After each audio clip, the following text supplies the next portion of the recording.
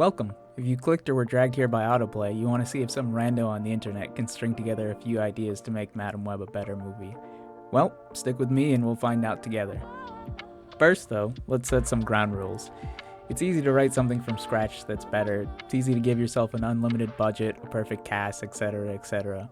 But what if we challenge ourselves here? What if instead we rewrote a movie under totally objective and not arbitrarily chosen criteria? Let's do it. Rule number 1, the cast must remain the same. If we don't need a minor character, we can switch them to something else minor or just not mention them and assume they play a random minor role. But the main characters must be the same main characters as in the original movie. Rule number 2, we must have the same budget. For this movie it was about 80 million, so we're not going to see any Avengers level fights. And I know the creator had the same budget and looked great, but this isn't that, so get that out of your head right now. Rule number 3, Ben and Mary Parker must be in the movie, and Peter Parker must be born in this same movie. And rule number 4, the most important rule of them all, Pepsi must play a role in the movie. Let's dive in and see what we can do.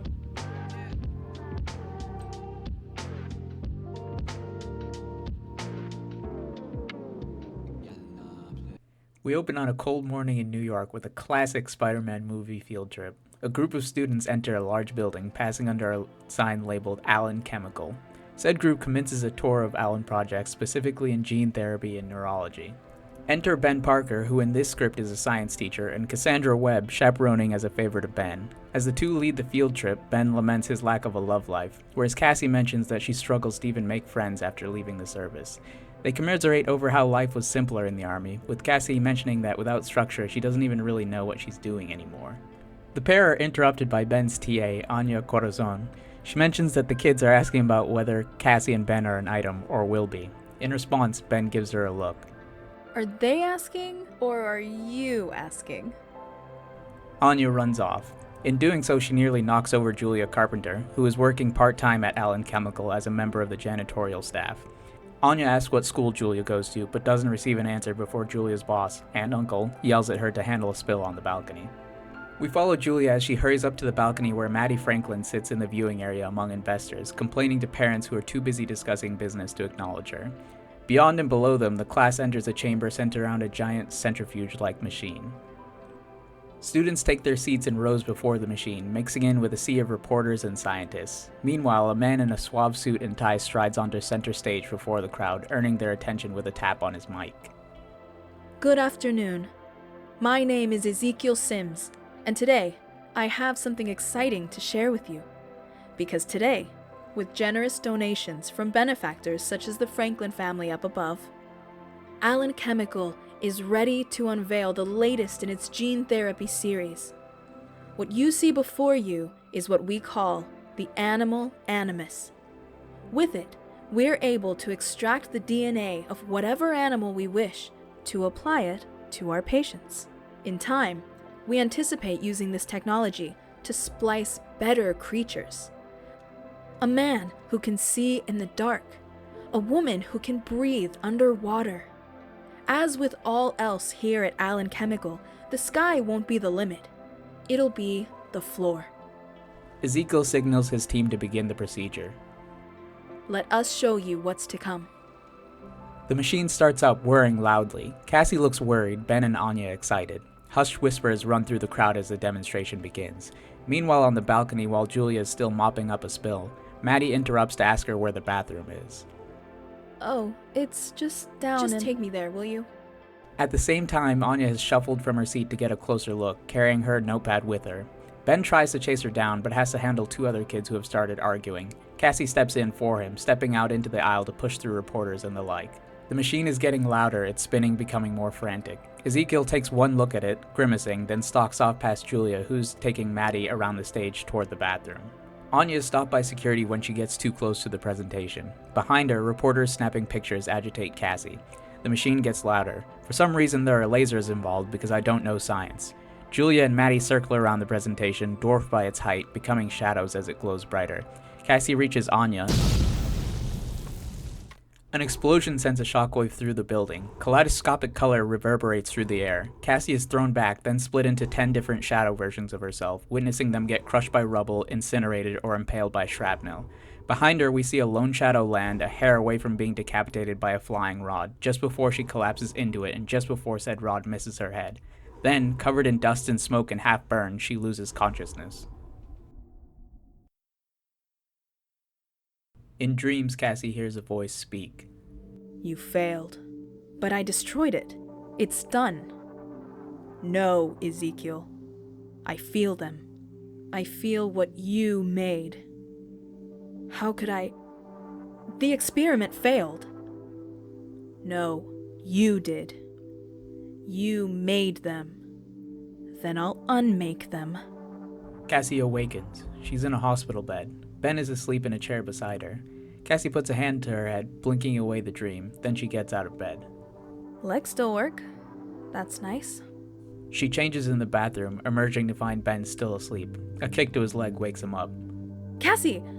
Thank God, you're awake. And alive. And unburned somehow. Cassie studies herself. And thirsty. What happened? Come on. Ben takes her out into the hall where they get delicious Pepsis from the vending machine. He explains that the animal animus exploded. Several people were injured, but there weren't any casualties. An Allen rep also stopped by to explain that the company is paying everyone's medical bills. That's great. Cassie says. What about Annie? Who's Annie? Ben asks. Oh, you mean Anya. Suddenly, Cassie sees a shadow step out from another room, bumping into another shadow and knocking a tray out of his hands. She jolts and Ben turns, but there's nothing there. What was... Anya emerges from the same room as the shadow, bumping a nurse and knocking her tray from her hands. Cassie stares while Ben rolls his eyes and moves over to help. The teacher starts chastising Anya for being out of bed and roaming around, while Anya tries to explain that the TV in her room was too loud and she couldn't find a remote. Cassie stands to the side confused until another figure steps out from the room closest to them. Oh, chill out, Ben. Enter Mary Parker, a very, very pregnant nurse. She asks about the explosion as Anya deliberately and slowly backs away. Ben deflects and complains about Mary working so close to the birth. Mary complains about Ben bullying his students and not having a girlfriend. Cassie is still looking around like she's lost and only half listening and laughing at the wrong times, until... I've gotta go, Cassie says. She ignores Ben asking what's wrong, heading to the elevator and thumbing the first floor button. As the doors shut, she sees suited men rounding the corner calling out to Ben. Once the doors close, the vision begins. Cassie sees Anya being led by suits to the stairwell, where Julia and Maddie are also being held by others from Allen Chemical's security team. She watches the captives go down, down, down into a black maw that swallows them whole as the vision shifts to cages, needles, and forms referencing test subjects. Cassie opens her eyes. The elevator has reached the first floor. The doors are open, the lobby and exit in front of her. What am I even doing? She asks. Am I stupid or crazy? She sighs, exiting the elevator. Both. Cassie hurries to the stairwell, shoving open the door, looking up to see the party descending. Climbing takes her halfway to them when Anya's voice calls down to her. Miss Webb? From a floor below, Cassie stops, grabs the railing, and looks up at Anya. Annie! Wait! Anya! It's a trap! Run! Anya looks confused until one of the goons pulls a baton. Then she swears and bolts to the nearest door. 2 of 5 guards follow. Julia freezes and backs against the wall, while Maddie demands to see her parents. Cassie rushes up the stairs, ignoring yells from security for her to stop. Maddie resists as a guard tries to drag her away, clinging to the wall with both hands, then one hand, then just her fingertips. Cassie meets one guard halfway up the stairs, sidestepping his baton swing, then swiping his foot out from under to send him tumbling down. Maddie manages to kick her attacker in the stomach, then face, springing off him into a flip that plants her feet and hands on the wall and sticks her upside down. At nearly the same time, Julia's guard grabs her to retreat, but she screams. Off me! Julia grabs her attacker by the collar and throws him backwards over the railing, across the stairwell, and into the far wall. He collides, hits the stairs and rolls, then comes to a stop. Jesus, Cassie says, staring with wide eyes. Maddie is still on the wall, staring at her hands in shock. Her guard hit his head after her kick and is down for the count. The three stand there for a moment looking at one another. Then commotion draws their attention. Cassie grabs a trembling Julia, reaches out to Maddie, then pulls back. Get down from there! She doesn't wait, instead pushing through the door. Maddie clumsily falls off the wall, then stumbles to her feet and follows. In the hallway, Anya fights 2 goons while 2 more run toward her. Cassie and Maddie race to reach her, leaving a scared Julia behind. As they approach, Cassie sees the guards' shadow forms previewing their moves. She seizes a tray from a nearby cart and slides it along the ground, catching one goon's foot at the perfect moment to make him slip and land on his back. The second of the 2 reinforcements stops in his track, calling for backup on his walkie-talkie. Maddie shoulder checks one of Anya's attackers into the wall, freeing Anya up to shove hers back. He promptly pulls a gun, firing, only for Maddie to jump in front of Anya, taking the bullet. She looks down then, shocked before collapsing, and Anya's horror quickly turns to rage. In a fury, she screams, lunging at the gunman. 2 bone spikes spring from beneath her wrists, and she plunges both into the guard's shoulders.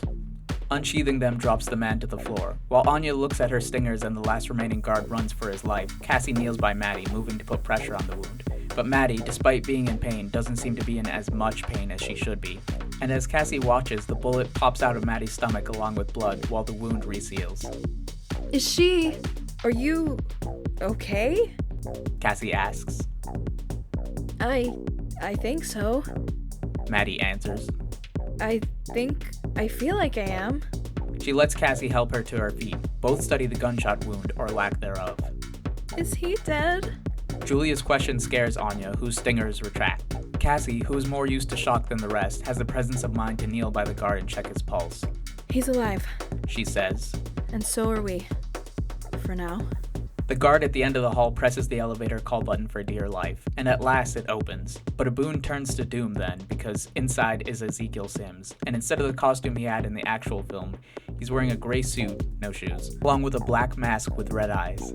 He steps out of the elevator as the guard draws his gun, dodging left to weave one bullet, then right to avert its follow-up. With one hand he lifts the guard off his feet, then slams the man's skull into the ground with enough force to shatter tile. The gang sees him, standing still for just a second, then Cassie simply says, "Run." And they do. Past the guards in the stairwell, down flight after flight, hearing gunshots after Ezekiel reaches the disoriented men they left behind. Out into daylight, our gang of heroes flee until they're able to catch a taxi and get out of there. Deliberation on where they should go is brief. Maddie recommends her family's cabin out of town, and it is quickly determined as the best option. Maddie's parents have flown out of town to go to an emergency meeting with the board of Allen Chemical. They get there in one piece, heading inside together after their rough experience. And here we jump into a transitory interlude as our heroes recuperate, regain their bearings, and get an idea of their powers. There's a brief training montage as the gang tries to puzzle out how the explosion affected them. We learn all of them, excluding Cassie, have the standard set of spider powers, including wall crawling, enhanced reflexes, enhanced strength and speed, although none of them have a spider sense. Maddie can regenerate from her wounds very quickly, kinda like Wolverine. Anya has poisonous stingers, which she can't seem to activate on her own, as well as vision and hearing beyond the other 2. Julia is by far the physically strongest of the 3. And Cassie, while lacking any other powers, can see into the future. Our gang theorizes that her distance from the explosion made her less affected, because that is definitively how science works. In the same sequence, we learn through news coverage, you can throw in Mike Epps as the newscaster, that the Allen Company has spun the explosion as a potential terrorist attack and simultaneously explained away the hospital incident as a follow-up. Cassie is linked as a potential suspect, with Anya's parents on the news asking for the return of her daughter. Our heroes respond differently to the situation. Anya wants to take the fight to Allen Chemical, Julia wants to go to the cops, Maddie wants to lay low until her parents return, then negotiate, whereas Cassie doesn't know what she's doing or what to do. The team decides to sleep on it. In dreams, Cassie astral projects to the hospital, catching a glimpse of Ben under interrogation from Allen Company goons. While Ben isn't actively being harmed, he is cuffed to the table. I see you. Cassie turns to see Ezekiel standing in the same room, but it's obvious that he isn't actually there. While the rest of the room is under a slight haze, he's crystal clear. Who are you? You know who I am. And I know what you are. Cassie seems more angry than afraid. What do you want from me? I want you to save this man. Ezekiel gestures to Ben. By turning yourself in. You have that power? I have many powers. Ezekiel claims. Sparing him is one of them. Cassie considers. Is killing me another? I don't want to kill you. Ezekiel says. I want to cure you. The explosion wasn't supposed to affect anyone. It was supposed to stop the project. Why? Because such people will draw attention to me. Attention from entities beyond your understanding. So surrender, before those entities see you too. And save the life of your companion. Cassie stares at Ben. Before we hear her answer, we cut to her awakening. She goes to the kitchen where the others are eating breakfast. Anya has spread a few Halloween masks across the table that she found lying around, much to Maddie's annoyance, with the idea of them using something similar when, not if, they start fighting crime. In response, Maddie just wants to get through the situation first, while Julia doesn't like the idea of fighting crime at all. Cassie only joins the conversation after Julia asks if she's okay, telling them that she's leaving. Despite everyone's protests, Cassie instructs the girls to stay in the cabin, taking one of the cars from the garage and driving off. Her destination is a diner, like in the movie, get it? Which is relatively empty. Cassie sits at the bar ordering a delicious Pepsi. While waiting, she idly doodles on her receipt, drawing a bolded 6 on a door. What am I even doing? A few cars pull up to the diner with suited men stepping outside them. Everyone stays outside except Ezekiel, who sits across from Cassie. They have a brief conversation where Ezekiel explains how things will go. He'll return with Cassie to Allen Chemical, where he'll reverse engineer a cure for her and the girls by using good and realistic science. Upon their return, Ben will be freed. And this cure, it's not death, right? What? Because I'd see that coming. Cassie warns. I can see the future, you know. Ezekiel's eyes narrow. Can you? Cassie nods. So even if you try to trick me, it won't work, because I already know what you're gonna do. I'm 6 steps ahead of you, Allen Company, and everyone— At that moment, there's commotion outside. A van swerves into the diner's lot, narrowly missing goons as it crashes into one of their parked cars. 3 girls leap out of the van, wearing a hockey mask, rabbit mask, and devil mask. They battle Ezekiel's men, taking the fight inside the diner after the devil throws one through the window. Cassie hides under a table, seeing Ezekiel doing the same. She's confused until she realizes Ezekiel is hiding his abilities from his own men. Meanwhile, our heroes continue to fight their corporate adversaries. The hockey masker tanks all attacks, powering through blows to take down her foes. The rabbit is exceptionally fast and impossible to catch, while the devil uses brute force to overpower anyone who challenges her. After seeing his men start to lose, Ezekiel grabs Cassie to drag her to his car. The rabbit intercepts, separating the two. She swings at Ezekiel time and time again, yet despite her speed, Ezekiel's experience keeps him a step ahead. He seizes one of the rabbit's wrists, then another, restraining her as her stingers pop out, then kicking her away. While those two square off, Cassie crawls to a fallen goon. A quick jab stuns him, then she unholsters his gun. Quick shots force Ezekiel to dive for cover before a wave of covering fire lets him escape the diner. He gets into his minion's car, which reverses, spinning, then speeds off. But the devil speeds after it. At a dead sprint, she catches the accelerating car, grabbing its fender, digging her heels into asphalt, and causing it to stall. Only after she sees someone inside take aim at her does she release, sending the shot off course and letting the car go.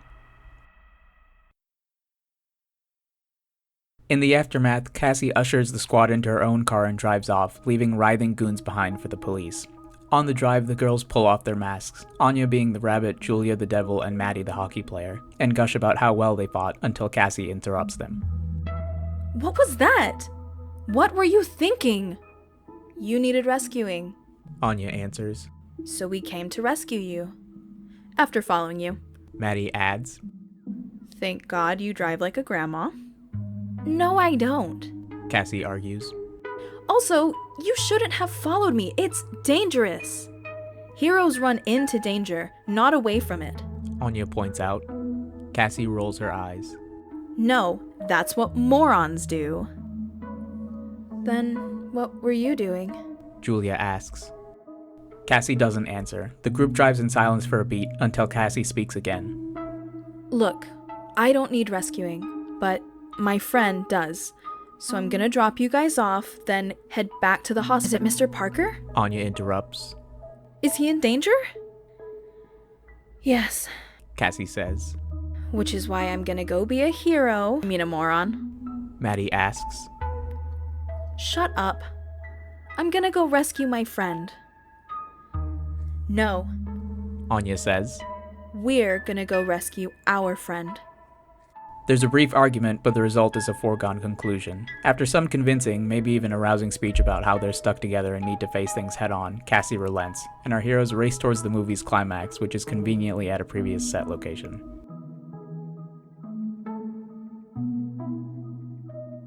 By the time the squad reaches the hospital, night has fallen. Cassie recognizes armed guards outside, so the team parks to strategize, and as they discuss, we switch to reenactments of their ideas.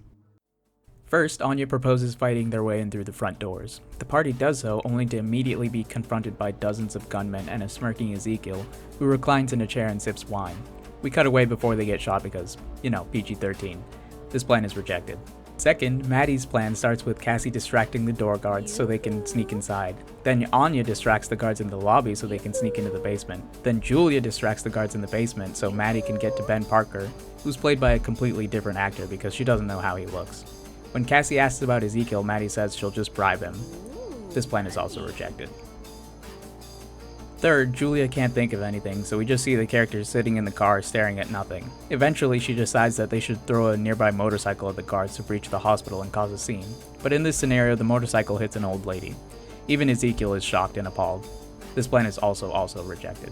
Fed up, Cassie stops the three and decides the plan herself. They're going to use their powers to climb the adjacent building, maybe a Pepsi store, I don't know, since it has less windows and thus a lesser chance of them getting shot, then leap onto the roof of the hospital and go down from there. Wait, Julia says. but you can't climb walls. Cut to Maddie and Anya climbing the Pepsi building, that's locked in now by the way, while Julia's just underneath them, with Cassie clinging onto her back Luke Yoda style. Our masked heroes, and Cassie who doesn't get one, scale the building, leap onto the hospital roof, then head down the stairwell. They make it a few flights before a sense of deja vu makes Cassie stop. She turns to the closest exit, noting the 6 she foresaw back in the diner, and, trusting her vision, pushes through the door. Our final fight immediately breaks out. Cassie leaves the girls to it and finds Ben in an empty room, chained to a gurney and sedated. She pushes him out into the hall toward the elevator, ignoring the fight and pressing the button to descend. But when the elevator arrives and the doors open, Ezekiel is there, staring back at her. Cassie looks as surprised as he is. Again? Ezekiel shoves Ben's gurney aside to attack, but while Cassie stumbles back, Maddie rushes forward. Despite her best efforts though, Ezekiel is the superior combatant, outspeeding her before he tosses her into the closing elevator. Julia is next, with Ezekiel managing to redirect her blows before he catches one fist with a palm, then the second with his other. The two wrestle as Julia slowly overpowers him, until he hops up, kicks into her chest, then flings her through the ceiling onto the floor above. You can't beat me. Ezekiel taunts. You never could. Suddenly, Anya detaches from the ceiling to sink her talons into his back. Ezekiel shouts, elbowing her in the face, then backing into a wall to rip her off him before he hurls her into a side room. While she recovers, he staggers towards our last hero, knocking aside medical equipment.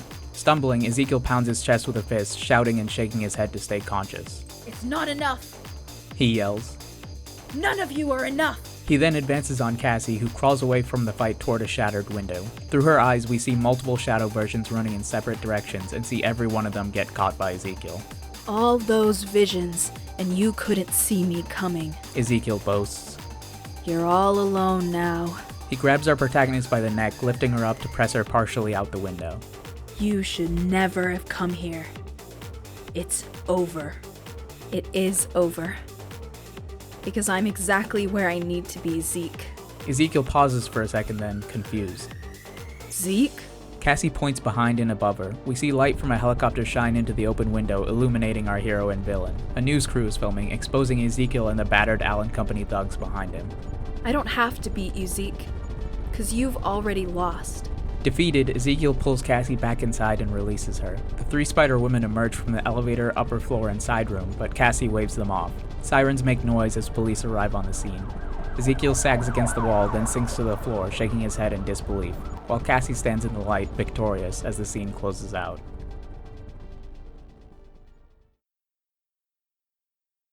In the epilogue, a series of events unfold as a newscaster recounts the climax's aftermath. Mary Parker has her baby while Ben faints in the background. Cassie and the 3 spider women start training at Maddie's cabin. Ezekiel is jailed in the Ravencroft Institute. Allen Chemical goes under after multiple lawsuits, with its last remnants purchased and absorbed by Alchemax. Hint hint, wink wink, comic book reference. In the final scene, we see our gang and Ben Parker browsing a bookstore. Cassie suddenly pauses, thinking. She sneaks away from Ben, plucking a book from a shelf to move it up a few rows and step away. Almost immediately afterward, Ben spots the same book, reaching for it and brushing hands with a woman. He then strikes up a conversation while the camera pans to Cassie and the Spider-Woman all too obviously watching. I still don't know what I'm doing, Cassie says via voiceover. but at least, finally, I know what I want to do, and who I want to be around.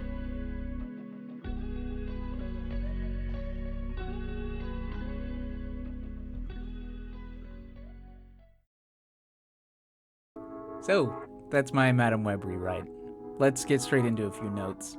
First, sorry that this script doesn't have Cassie's mom, or the great line about her dying in the Amazon while studying spiders with Ezekiel.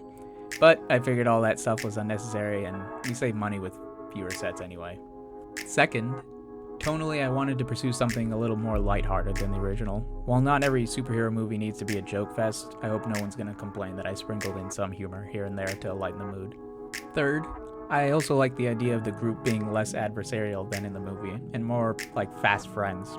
What we got made it seem like nobody really liked each other, up until the end when they were somehow a family, a la Suicide Squad. On that note, changing up the power sets of the three Spider-Women is something I've always wanted to see. In the comics, the Spider People tend to all be the same. Spider sense, relative strength and speed, yada yada, but it blends them all together. Making them distinct will help these characters pop and hopefully make someone care about them, for once. And on that note, no costumes in this movie. I'd save those for later. Also, this movie can touch on backstories during the training montage, but I wouldn't go too deep. It'd be cool to explore those in future installments, which we're probably not going to get. If we did get sequels though, I'd build up this spider universe towards Morlun and the Inheritors, which were referenced in this script. For those of you who don't know, they're basically dimension-hopping vampires that feed on spider people. While their stories are kinda meh, and introduce some elements that I personally don't like, such as Peter Parker being a chosen one, spider totems, yada yada, I'm fine with seeing an adaptation of them since we've already seen other versions of Peter that follow the more traditional route. But enough yapping from me. Now I want to hear from you. What do you think? What would you change from my script? What would you change from the OG script? Did either of them have enough Pepsi? Type up a cheeky little comment. And while you're at it, give me a like and subscribe if you want to see more, because I like to do this with other movies, superhero or otherwise. And as a hint for my next rewrite, it has lightsabers in it. Until then though, cheers.